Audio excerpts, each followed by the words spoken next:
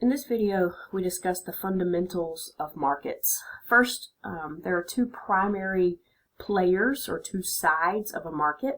There are the firms who supply goods or services, and there are the consumers who purchase the goods that are supplied by the firms. So you've got the supply side and the demand side of a market. And the market is a place where exchange happens. Anywhere that brings together those suppliers and those demanders so that they can exchange usually through a price of some sort. And this could be through bartering. The price for my eggs is your jam. Or it can be using currency. You pay me $1 a dozen for my eggs, right? But the market is where those prices are established, and they're established through the forces of supply and demand, which we'll see as we get further into this chapter.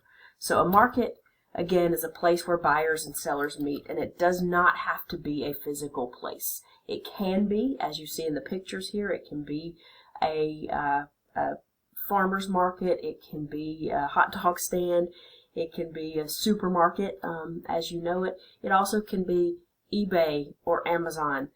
It's anywhere that buyers and sellers are able to come together and through a price exchange goods and services.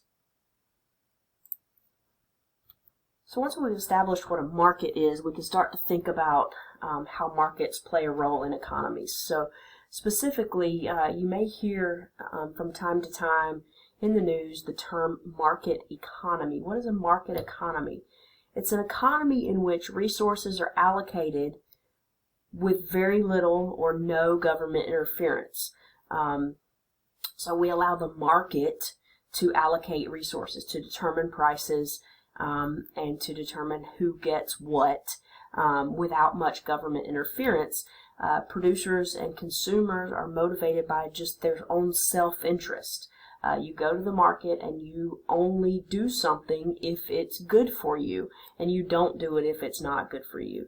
And when that happens, the founder of modern economics, Adam Smith, said that there's this invisible hand of the market that guides the resources to their highest valued uses. So we'll see how this works when we start to look at the diagrams of supply and demand and how markets work.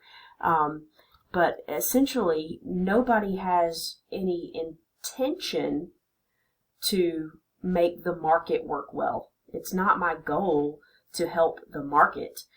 It's my goal to help myself. But in helping myself, everyone acting in his or her own self-interest eventually pushes the market to reach the best outcome. And we'll define what we mean by best outcome later, but basically it boils down to the outcome where the most satisfaction or the most happiness that can possibly be had is being had. Nothing is left on the table. As it says here, that resources are guided to their highest valued uses. Whoever values it the most gets it, which means there's nobody out there who would have paid more for it or would have sold it for less, in other words.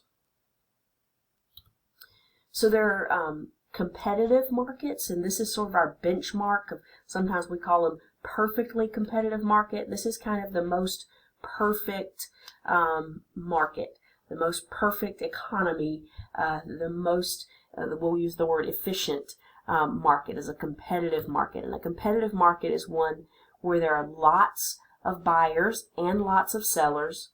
The goods being sold are similar, or really, if we want to think about the most perfect market, they'd be selling identical goods. So this is a market essentially for a commodity, or as you see there in the picture, fruit. Something where, yeah, you've got lots of farmers who are selling green apples, but at the end of the day, a green apple is a green apple, right? They're all selling things that are very similar to each other. And the result of that, when there are lots of buyers and lots of sellers and the goods being sold are similar, is that no individual has any influence over the price. So you can think about under a giant tent outside, a whole bunch of farmers, like a whole bunch of farmers all selling green apples. The going price is 50 cents for an apple.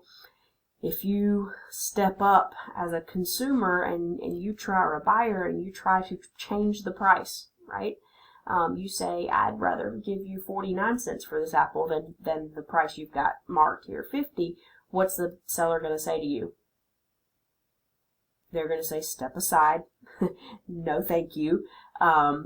Because there are not only many sellers, but also many buyers. So why would I sell you an apple for 49 cents when there are a ton of people behind you who are willing to pay me 50 cents? So you can try, but you don't have any influence over the price on the apples. You're not going to get the guy to come down on price. And even if you do something silly like walk up and offer him 51 cents for an apple, you try to raise the price for an apple, he'll take it, but all you have influenced is the price of that one apple. You've not changed the market price, right? Because you're not going to convince everyone behind you, all the other buyers, to also pay 51 cents when all of the farmers are sitting here with 50 cents labeled on their apples, right? So you can do something silly like try to raise the market price, but yeah, you can pay 51 cents for your apple, but you're not going to make a dent in the market overall.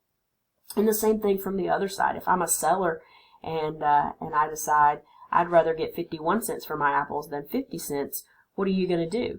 All the buyers are going to say, no, thank you. There are plenty of other sellers out here under this tent who are selling green apples that are identical to your green apples, and theirs are all 50 cents. So why would I pay you 51? So you can try, but you can't affect the market price. You could do something silly again and try to sell your apples for 49 cents.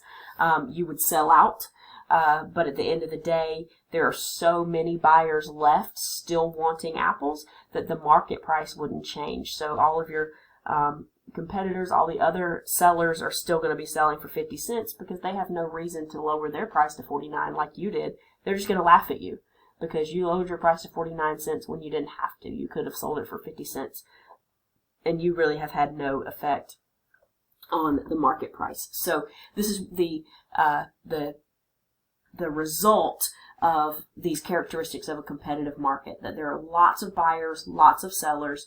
What's being sold are all so similar that nobody really is able to influence the price. And in that case, we say that everyone in this market is a price taker. They just take the price that's given to them by the market rather than being able to do anything to change it.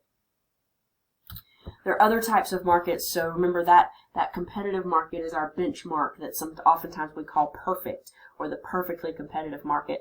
There are imperfect markets, which are markets where buyers and sellers do have some influence on the price.